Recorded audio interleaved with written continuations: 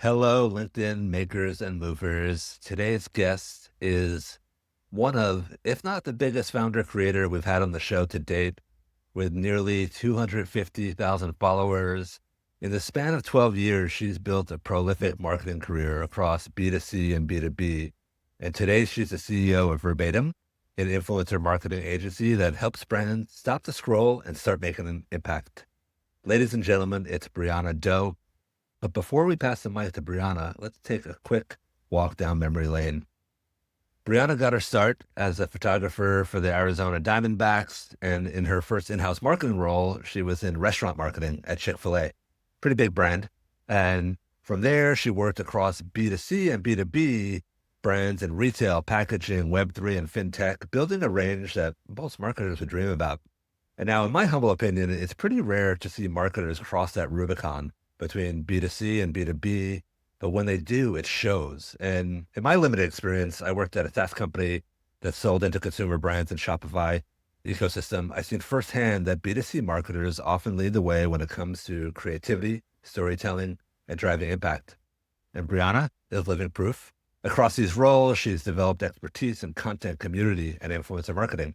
In 2022, she started posting on LinkedIn and pretty much went viral right out of the gate. We'll have to get into that a little bit. And by 2023, she had launched her own agency, Verbatim, and in just 2 years, she has over 100 clients, has done over 3,000 influencer activations, and driven 200 million in revenue for her brand partners, all while building her own creator and influencer platform, partnering with brands like HubSpot, Dropbox, Sprout Social, and Notion recently. She's been featured in Fast Company, CNBC, the American Marketing Association. She's a keynote speaker. She's a podcast host. She has her podcast, Stop the Scroll. And she's widely considered one of the top LinkedIn creators and a top marketer. And she's on many top 10, 20, 50, 100 creator lists and marketer lists. It's pretty prolific. And if that's not the definition of LinkedIn famous, I don't know what is. So with that in mind, let's give a big LinkedIn famous welcome to Brianna Doe.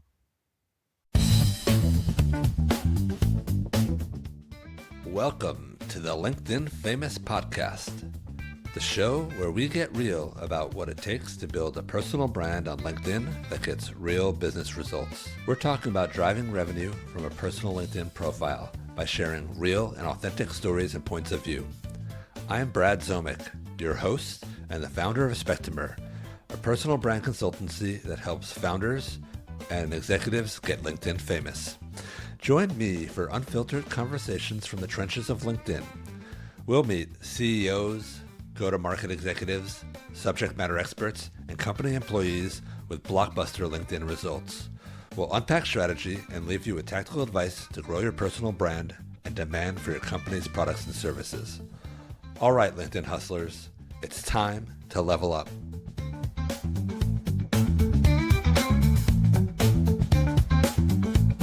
Wow, thank you for having me. That was the nicest intro I think I've ever heard. I really appreciate it. Oh, okay. All right. We'll have to put that. Well, you can play it at all the events that you're speaking at. Perfect. Is there anything in your background that you want to double click on? No, I'm open to anything really. I think my LinkedIn journey, I'm sure we'll get into that, has been pretty interesting. Like I've been on LinkedIn since college when your professor tells you to make a profile, but I didn't start actually posting until 2022. And so I think it was a very interesting time to get into content creation. But other than that, I mean, I think you bring up a good point about B2C versus B2B. You don't typically see marketers transitioning into one or the other. They typically stay, in that niche. And so I think there's so much that B2B marketers, like we can learn from the B2C sphere, and then vice versa. There's a lot from B2B that B2C marketers can learn as well. I think so. They're just so dialed in to their customer. Yeah. On the creativity side, it's just light years ahead, right? Yeah, completely agree. All right. Tell us something about yourself that the audience couldn't learn from you on LinkedIn. Ooh, okay. Something they couldn't learn about me from LinkedIn. I write screenplays. I don't know if that's interesting, but That is really cool. Yeah. Those aren't easy. no, I studied film in college, and I had it all planned out. Like I was going to move to New Zealand, work as a screenwriter, kind of dive into the film industry there. And so I love movies. I'm obsessed with them, and I've always loved writing. And so that was one muscle that I didn't want to, kind of lose, or one skill set I didn't want to lose. So I just write them on the side. I have not shared them anywhere, but I do have them. And I also have a private movie blog, but it's anonymous, so nobody knows it's mine. Oh, that's really cool. Why was it New Zealand? I mean, they're pretty famous for filming The Hobbit. Yeah. Well, I'm a huge Lord of the Rings fan, actually, like a bit of a diehard fan. I did the Lord of the Rings study abroad trip in college.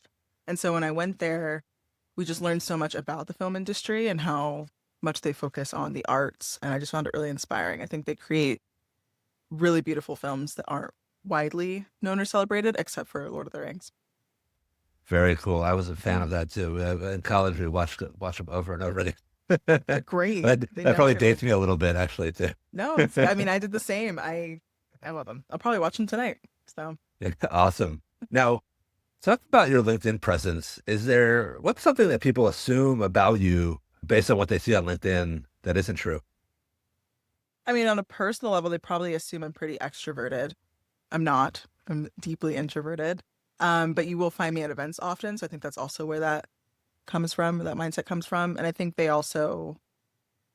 think a lot of people think I work in something other than marketing because I don't talk about my role much. I talk about verbatim very broadly, just about the journey of entrepreneurship. I don't really dive into my work as a marketer often because I kind of just let the work speak for itself. Oh, it's interesting. We can get into that a little bit about that deliberate choice.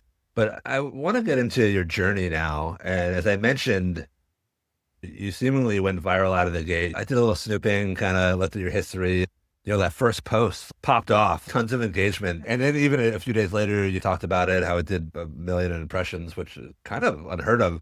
I was like, is she already regular famous? What is going on here? Tell us what was going on. Yeah, it was interesting. So, for context, when I did that first post, I didn't know what to expect. My goal or my objective at that point was kind of just to treat it like a professional journal, which I still think I do actually, but I was really nervous. Like I have spent so long creating content and writing content for brands and for, the occasional executive, like when I was working in house. And I knew I had my own voice. Like I know I'm a writer and I was a writer before LinkedIn. I'll be a writer, if there's an after LinkedIn. Um, but it's one thing to write for yourself or to write in school or to write on behalf of a brand. It's quite another to put your own voice out there. And so that first post was like kind of me just dipping my toe into the waters of LinkedIn and kind of introducing myself. And I think from the start, I'd made it pretty clear that I didn't know what I was doing, but I actually kind of preferred that. Like I just wanted to kind of figure it out. And I thought maybe LinkedIn would be the place where I could kind of process my career and dissect it publicly. And so that really seemed to resonate with people. I think it's really easy to look polished on LinkedIn. It's more difficult to kind of put yourself out there and be vulnerable about the things that you've done well and haven't. So I think that's really why it resonated. I was horrified, like when it went viral. I did not expect that, and it was a little overwhelming, but I'm glad I did it. And you were in-house at the time. You mentioned you wanted a journal about it. You wanted to share. Was there any bigger motivation behind just sharing some of the stuff that you were thinking and Not doing? not really, because when I did that first post, it was actually the morning of my first day at a new job. So like I was starting a new role. I was really excited about it.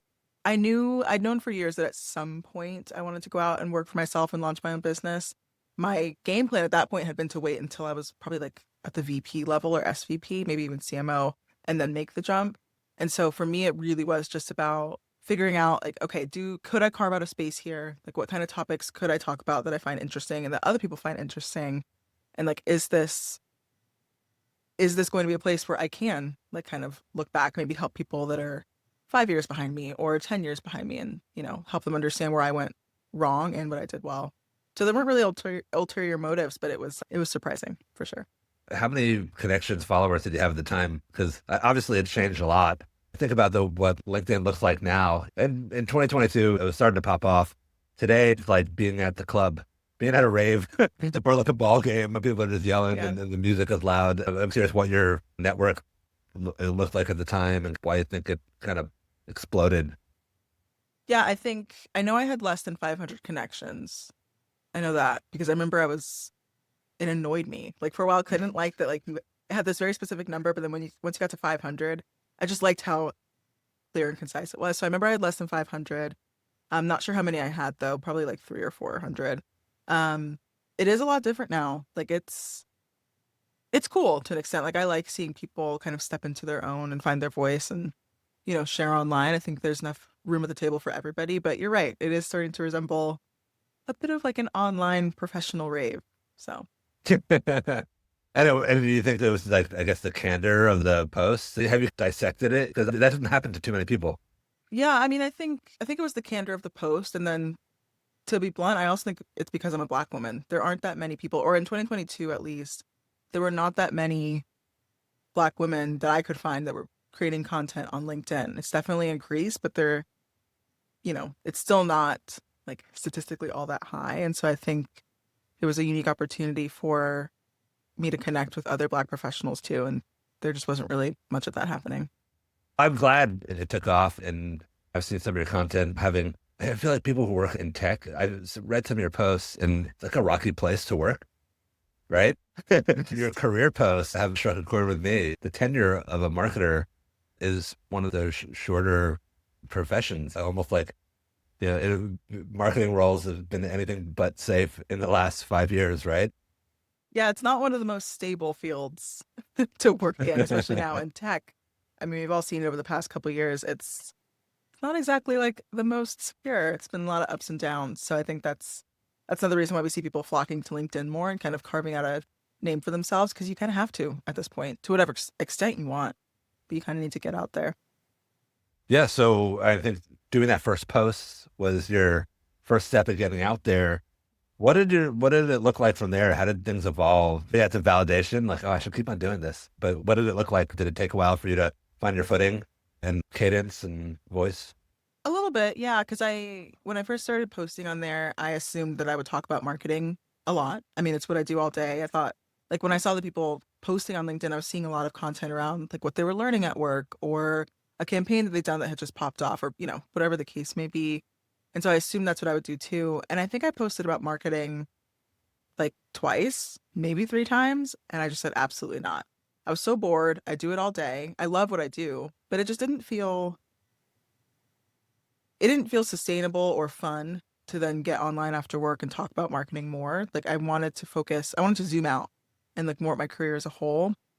And so when I started, I just kept creating content and I let myself kind of just have the space to brainstorm and just look at my career and kind of dig one layer and one layer deeper and see, okay, what was this experience like for me? Was there anything that I learned, when I was 21 at this role or 23 at this role?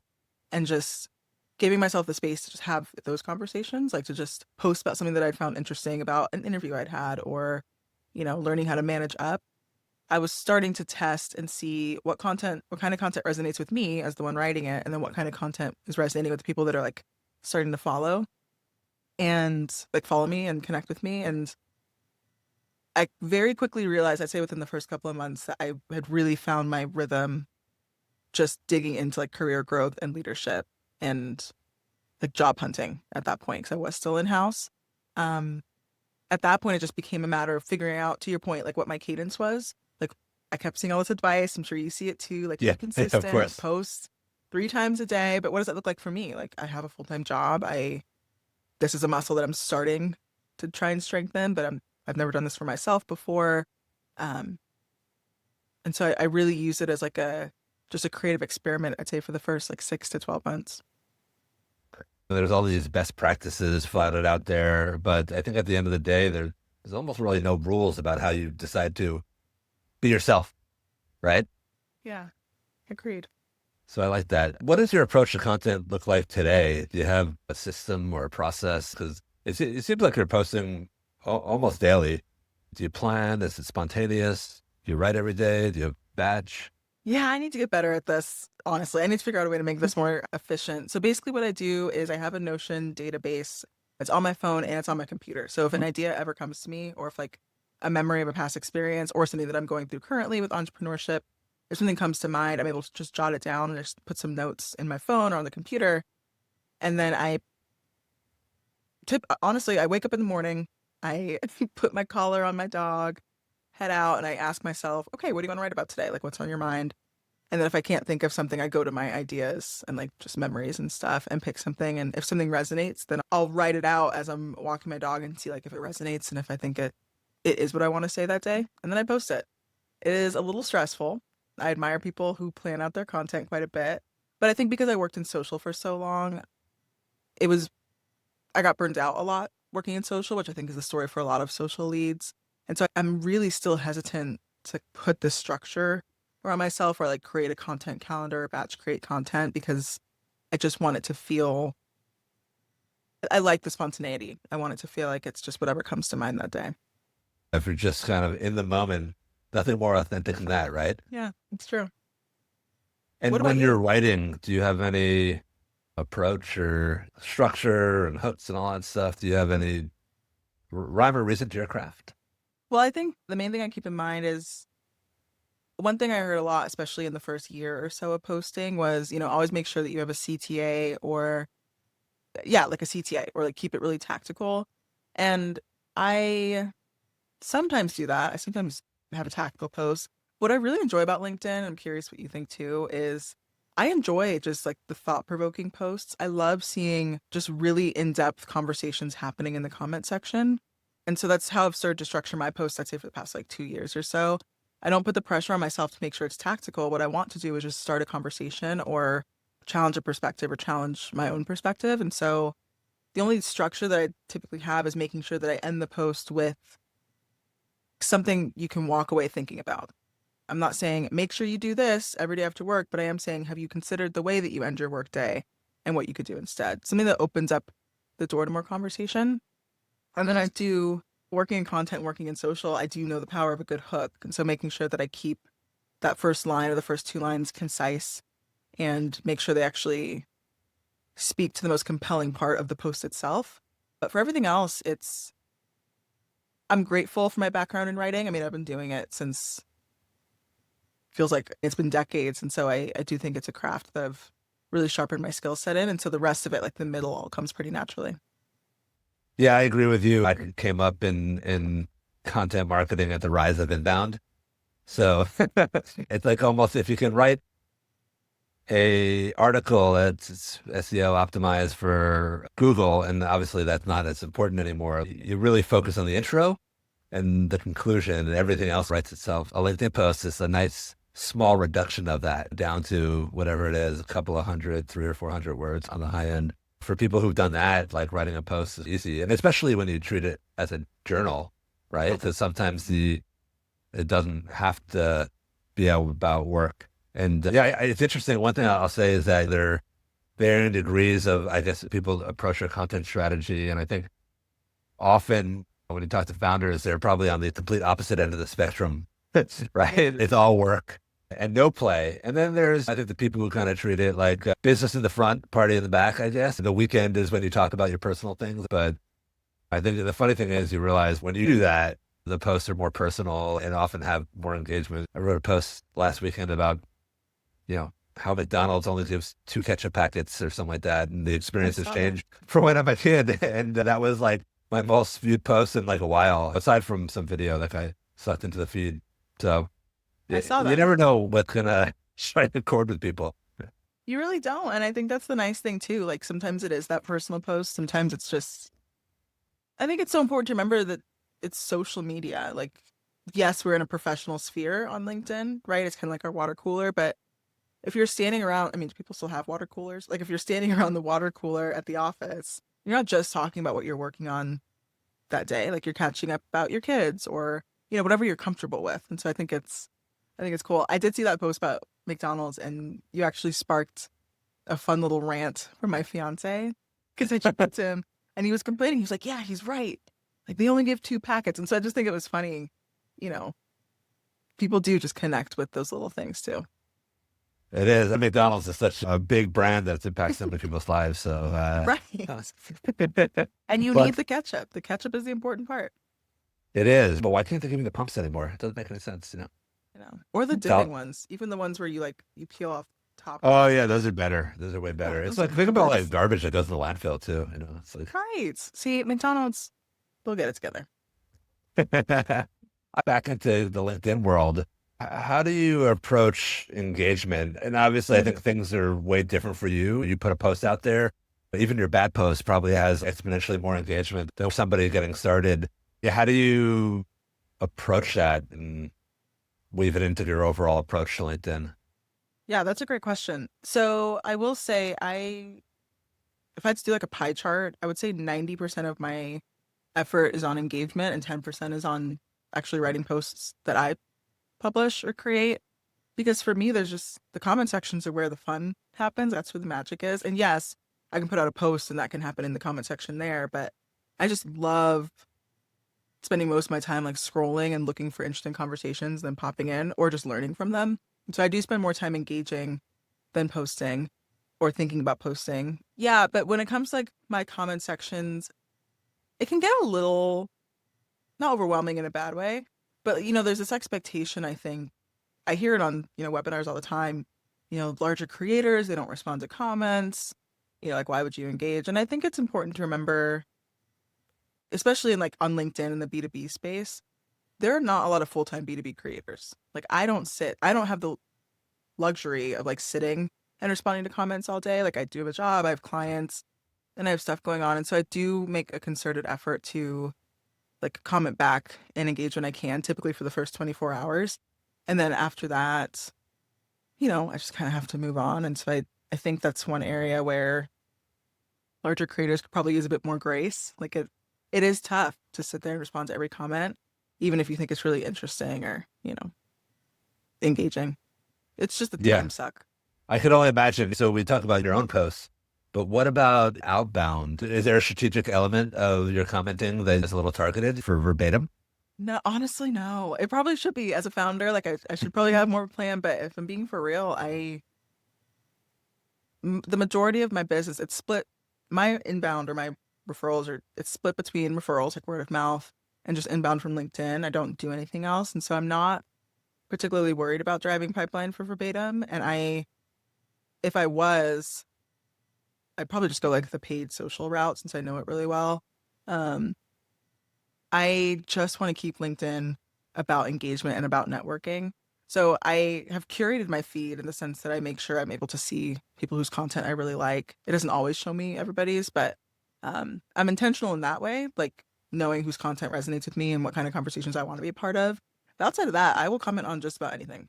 Like if it's interesting, I think that's why people see me pop in on just the most random posts. Like I'm So you're just all over surfing the the place. feed, like I'm just surfing the there's no feed. like list of people who you're trying to show some love to, or even like want to work with. That's pretty cool.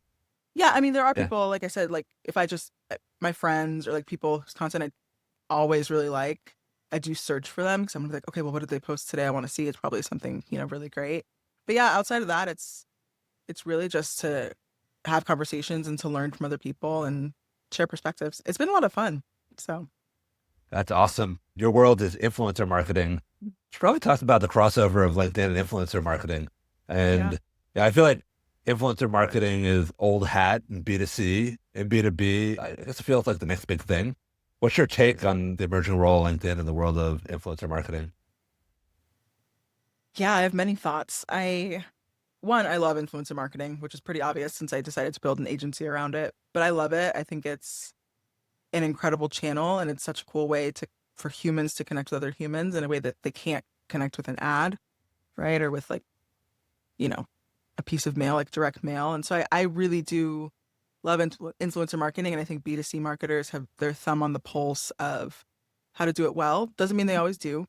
We see brands get canceled or like get, a slap on the wrist on social and things like that. But with B2B, I think with B2B, people automatically think LinkedIn, which is a fair assumption. And it's exciting.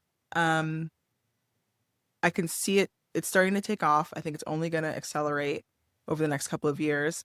What I want marketers and brands to make sure they remember is that because this is brand new, you can quite literally do whatever you want. Like you don't have to put yourself in this box of like just doing sponsored posts, but you also don't have to skip sponsored posts just because they annoy some people. I think folks do forget that LinkedIn is a social media platform, and social media platforms can evolve, and this is becoming a space where there are creators who partner with brands, and that's okay. I think it's exciting, and it's a good way for brands to build trust with their audiences.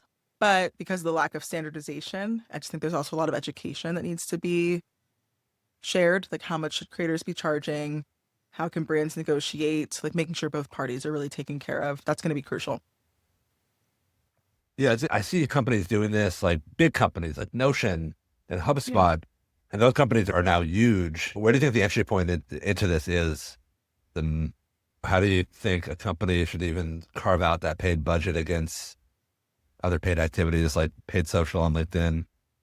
Well, yeah, that's a great question too. And one thing to note before I answer that is with influencer marketing, you cannot just do one post with an influencer or one post with like three influencers and consider that your test. You need to be willing to do a longer term pilot. I'd recommend like no less than, I mean, ideally no less than three posts per influencer, but I'll take two, like 2 to 3 posts per influencer over the span of a couple months maybe. And make sure you're defining success ahead of time, understanding what you're trying to drive. Like, are you trying to drive brand awareness? Are you trying to drive leads? Trial signups, whatever the case may be. Um, and if as the brand, if you say, okay, we're ready to do this longer term pilot, if you cannot comfortably spend, I'd say no less than 8K, it might not be the right time. And I say comfortably because you could, allocate some of your budget somewhere else. But if that's going to be a huge hit to the company, if it doesn't, you know, land or like resonate the way you want it to, it's just not the right time. Because what you want to do is make sure that you're building out an extensive enough pilot or campaign where you can actually gauge the results and measure them and then compare them to other channels, knowing that influence marketing is a unique channel in the sense that it's not as controllable as ads. Yeah, that makes sense. When you mentioned the time frame, a couple of months. I think the truth is, if you look at any channel, paid or organic, in B2C or B2B, 1/4 is barely even enough to see if it works. And also that like entry point of 8K, that's for the pilot. You probably need to be planned to have something behind that and deploy over the long haul. So it's like, okay, 8K is a test, but maybe I need another 80K behind it or something like that. No, that's a good point with comparing it to other channels. Yeah, you wouldn't run an ad for a week and be like, well, that didn't work. Yeah. Let's turn it off. You got to give it time to learn and optimize. And 8K can seem like a random number. The way where it comes from is when I think about like if you are running a pilot, you're probably going to want a mix of smaller influencers and larger influencers. So that'll give you a bit of a buffer to allocate spend to larger influencers who charge a bit more versus, having a couple smaller ones who charge exponentially less. So that's why I land on 8K. But yeah, that's going to be your pilot. You can, to be clear, probably get away with like 5K. You're just not going to be able to have the full, you know, depth of influencers that you might otherwise want. Um, but yeah, it's got to be an ongoing test if you're going to test it. Doing it once and then saying, well, if that didn't work, back to paid search. Like it's just like you got to make sure that you're open to trying it and testing it because it is just it's a different channel. You're working with humans. Like you're not plugging Yeah. copy into an ad platform. Um, and you have to test out different messaging. You have different audiences that you're speaking to, which is why it's important to know who you're trying to speak to at the beginning so you can partner with ideally the right influencers. I'm sure there's a lot of strategy up front. I mean, in my head, I actually probably compare influencer marketing more to LinkedIn paid. If you're thinking about it, like the brand aspect of it, because I mean, the truth is, like, no lead gen, like paid lead gen, works really well until you have a stronger brand, and it's like kind of in a similar camp of like, all right, I'm going to put out some video brand ads or something like that to get in front of my audience and get the message crystallizing. I think maybe the only difference is it's somebody who already has clout and might actually help that message land even better. I think it's pretty exciting. I'm kind of curious at the other end of the market, right? There's the brands and then there's the influencers. Where does like the realm, the bar for influencers start in terms of following and how many, I don't know, impressions and somebody gets per year to be considered in that marketable as an influencer? That's a good question. And this is I would say a bit harder to pin down because you're looking at some brands are going to want to work with like micro influencers who have a really targeted niche audience. I find often there are brands that are okay with working with someone that's super small because 90% of their audience is like this brand's exact ICP or something like that. Mhm. And so if it were up to me, I would say no less than 5K. To me, that's a solid enough number, like 5,000 followers. It's a solid enough number where you can actually look at the data of like who your audience is and the demographics and show significant, data either way. In terms of impressions, that's a bit harder to quantify. It really just depends on your engagement rate in general. Like, you should be aiming for, I'll take like a 1.2% engagement rate, but closer to 2 would be ideal. That's really interesting. Is there like a due diligence where like the brand is actually trying to go get into the profile? And I think you could look through who's following and who's connected and see if the juice is worth the squeeze, right? If you look at it just based on followers and there's opaqueness into who's really in the audience, right? Yes, yeah, brands, I would never recommend just taking it based on follower count. So the next step would be which is to your point, is a piece that some are missing. They just see the follower count and think, amazing, sign them. So at that point, I'd ask for a media kit or at least screenshots of their audience demographics. But that's also when you ask for like overall analytics. So annual impressions, monthly impressions, or last 30-day impressions, last 60-day. And like I said, audience demographics. So location, main, like primary job titles, seniority, things like that. Because that's really how you're going to see if this is the right person to be partnering with. Right. Yeah, I'm just like thinking out loud here. Stuff is hard to suss out. They're not exactly like great tools for exporting all your followers and figuring out where they live and what their job titles are. If you can push it all out, then you probably need some tool to enrich it, right? No, there's just Yeah. LinkedIn analytics. Like it's just in the native platform. Like when you look at your followers, it'll tell you like job titles, seniority, and stuff like that.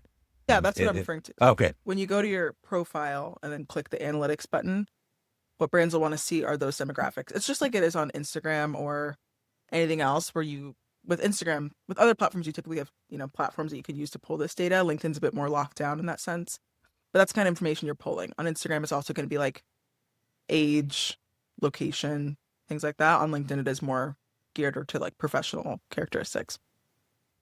What does that process look like from start to finish of identifying, courting, coming up with an arrangement and tracking? What like just the influencer marketing process looks like? Yeah, for someone like a brand who wants to do something on LinkedIn, for instance. Yeah. Okay, so yeah, once you're past the sourcing part, so finding the influencers that you might potentially want to work with, that's when you contact them either via LinkedIn DMs or if you use kind of like email scraping tool, you can get their email, reach out to them, see if they're interested in the collaboration. That's when you start gathering rates, analytics, all of that jazz. Once you decide which influencers you want to work with, at that point, if there's any negotiation involved, here's your rate for one post. What's your rate if we do a bundle of 3 or a bundle of 6, whatever the case may be. A piece that some brands like to skip, which I recommend never skipping, is the contract. So make sure you then send them a contract where you're outlining the deliverables, what each party is responsible for, if there's a timeline associated with this because it's like a product launch or, just time sensitive, making sure that's in there. So where payment terms are also finalized. I never recommend more than net 45. I see brands doing like net 60 and net 90, which I think is heinous. But net 30 or net 45, usually totally fine with the creator. Some brands do 50% up front and 50% after the posts. Sign the contracts, and that's when you move into the content calendar management. So typically what you'll see is the influencer then starts if they're not already using the product, they get onboarded into it. Ideally have a couple walkthrough calls with the team, get to integrate it into their tech stack if we're talking about like a SaaS product, and begin using it consistently. Then they start drafting their content. At this point, ideally they are also getting what's called like a campaign brief or a creative brief. So they have an idea of like messaging and positioning for the brand, like do's and don'ts. Like you can't use this language. Here's general language that's approved. Here, if there's specific details about a product that we want you to call out, like here's some information on those, stuff like that. And then there's like that content review and approval process, whether it's text or video, making sure both parties are good with the content. You align on the dates for it, and then they get posted. And then I typically recommend like 7-day follow-up with analytics from the influencer, 30 days and 60 days. And then also make sure whatever you're doing or promoting, they have a custom link or UTM link so that you're able to track performance that way too. That's fascinating. I guess it's fair to say that verbatim facilitates the process for both parties. Yeah, we're more on we're brand first. But we facilitate the whole process from like finding influencers and sourcing them, negotiation, all the way through review and approval, contracting and invoicing, and, doing the reporting at the end.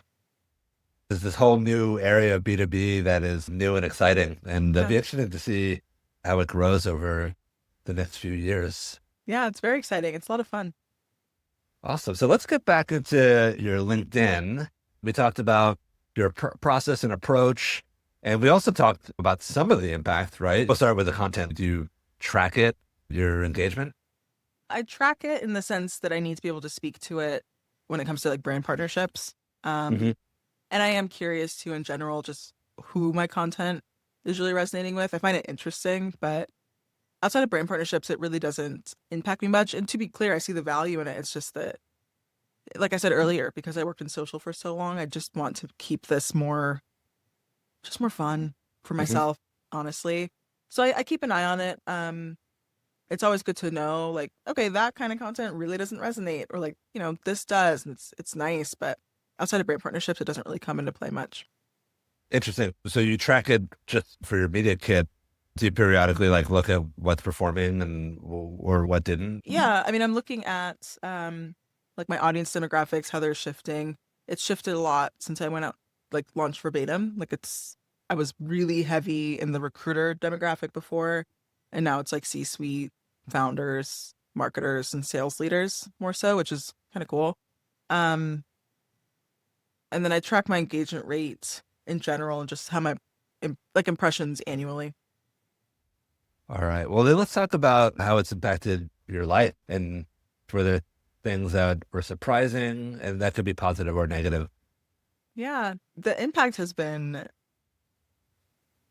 like just unreal, actually. So I alluded to this earlier, but even with verbatim, I mean it's a mix between inbound and referrals. Like I'm not doing any outbound. And when I first launched verbatim, I fully believed that I would have to go out and do outbound or something like that. And so especially being somebody who doesn't post about her job that often, or like the campaign that I crafted that went well, or this new client I signed, I think it's really interesting to see that the content is still resonating with prospects and potential clients to the point where they reach out and want to work together. Um, Also makes sense though, since I feel like you're able to get a really good sense of who I am, like how I work, what I believe in, kind of how I think through my content. So when you pair that with the fact that Verbatim has a website with plenty of social proof, I think I'm telling a pretty full story. So that's been one impact that's been really cool. I've made some of my best friends off LinkedIn, honestly. As somebody who like grew up on Tumblr and MySpace, it kind of makes sense that I would make more friends online too, even on LinkedIn. But it's been really, really cool to see just like the depth of friendships that I've been able to build. And then I'd say the final one are like speaking engagements and brand partnerships. Public speaking is an area that I really want to sharpen and improve this year and really dive into in 2025 and beyond. And so I always find it fascinating that I get speaking requests from people that are just reading my content. You don't even actually really know how I sound or like if I speak well. So it's the impact has been, I mean, like I said, unreal. It's phenomenal. That's amazing. It's cool when those like LinkedIn friends become in real life friends. It's like Yeah. weird when like finally meet somebody. Oh, it's nice to meet you in person. But you feel like you know the person. And then the fact that it's just bringing you all this attention and opportunity to market yourself. It's like the attention you get on the speaking, is it more to speak about your content or is it more to speak about influencer marketing? Yeah, what's fascinating? It's the majority of it I'm speaking about entrepreneurship or influencer marketing. Like I very rarely speak about I get requests to speak about like my LinkedIn content, but I mean, I feel like you've heard it today. I don't really have a scalable plan that you can productize and sell as a template. It's very personal to just how I just create content. And so, you know, And the way it is mind blowing, right? Yeah, one of the biggest creators doesn't have a plan. It just goes to show you everybody craves playbooks and a structure to follow, something easy, but there's no such thing, right? You can't tell people how to be yourself. right, Yeah. exactly. And I remember when I first launched Verbatim, I had toyed with the idea of offering like a ghostwriting service. And I took a couple discovery calls about it. And I'd ask, what are your goals? Typically with founders, like, what are your goals on LinkedIn? They'd say, but I want to get as big as you. And I'm like, well, it's not really a goal. Like, and also, I mean, if you could quantify it, that's fine. But just to say you want to get as big as me, the goal is actually to kind of find your voice and carve out your niche and become known for something. And that I would say is my North Star, like knowing what I want to be known for and like what my content pillars are, like what are the topics that resonate with my audience that I also can sustainably like create content around and spark conversations around. Outside of that, to your point, like you can't you can't teach somebody how to be themselves. You can give them the tools though to like become a better writer or a sharper writer or to learn how to like brainstorm content and things like that. But then you also just have to get out there and do it. Like once you have all of those resources, I think that's where people get stuck. I agree with you. Like being in this line of work, a lot of people want to get buff without going to the gym. And I actually think the writing part is actually the easiest part. It's like the ideation, putting yourself out there, not being afraid to rock the boat. It's a great point. So we're around the corner towards the end of the episode. I have a lightning round. Are you ready? I'm ready. Okay. If you were starting over today to build a LinkedIn presence, what would you do differently? I would be more selective about who I connect with, and I would be intentional about like who I have coffee chats with and what successful networking looks like to me. I think I spent a lot of time at the beginning just saying yes to everybody who wanted to chat, and then I got kind of burnt out, introvert, you know? And so knowing at least what my goals are in that sense and who I'm trying to connect with would have been helpful. What is a LinkedIn trend that you wish would go away? Okay, you know those posts where they're just like holding a piece of paper with words on it, and like they just Photoshop the words out and put new words on. Can we please stop?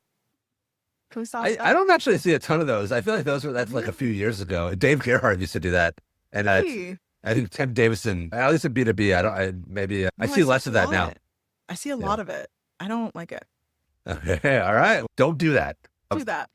Do you think today LinkedIn in its current form is overrated or underrated?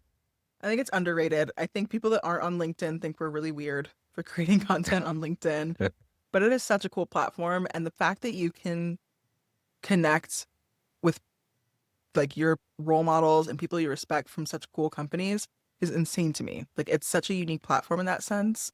On Instagram, I have no idea who's behind this picture or this profile. On LinkedIn, you do, and you're able to connect with them and actually chat with them. And I think that's amazing. Yes, that one-to-one connection, I think, is the beauty of LinkedIn. What's something that you used to believe about LinkedIn that you no longer do? I used to believe that I had to post every day if I wanted to be like remembered or relevant. Um, but consistency looks different for everybody. And I do think it's very important to take breaks. Content creation is draining. Social media in general is draining. And so getting offline and touching grass and unplugging is crucial, especially if you are really actually committed to creating content. That is a great point. If you were running LinkedIn for a day, what's the first thing you would change? I would fix that inbox because what on earth? Do you have any problems with your DMs? Like I mean, nothing's it's just hard to keep categorized. track of them. It's just this endless flow. It's impossible to get to DM zero. It's impossible. It is a Yeah. mess. There's no categorization. That's the first thing I would do. And then I would probably quit because that's the only thing I would need to work on. And I'd add back pinned comments. Remember you could do that for like 2 weeks? They're always testing all new features. Like every time they roll something out, like I talked to one person, oh, I have the new video or I have the new like impressions on comments, and different people have different things at different times. It's true. So But yeah, those are the two things I would do. I'd fix the inbox and I'd let people pin comments again. that is cool. I like that one. All right. Last lightning round question. It could be two questions, depending on how you look at it. But who do you follow and learn from on LinkedIn, and who do you think is crushing it? Ooh, okay. Who do I follow? So huge fan of Jade Powell, Bridget Putker, Megan Liu, Morgan Ingram, and April Little. And those people are all crushing it. I'm obsessed with their content. I look for it every morning.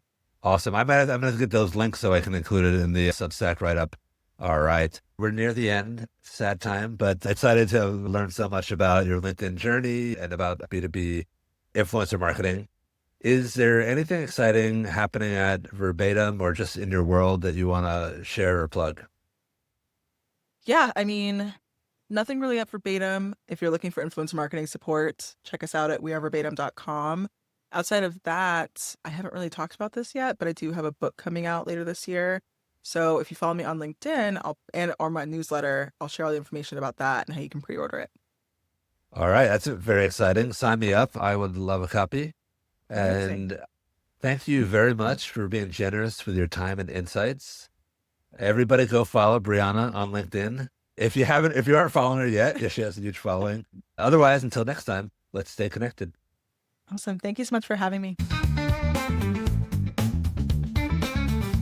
If you enjoyed this episode, follow Brad and Spectimer on LinkedIn for hot takes and tactical executive branding advice. For the readers in the audience, subscribe to LinkedIn Famous on Substack.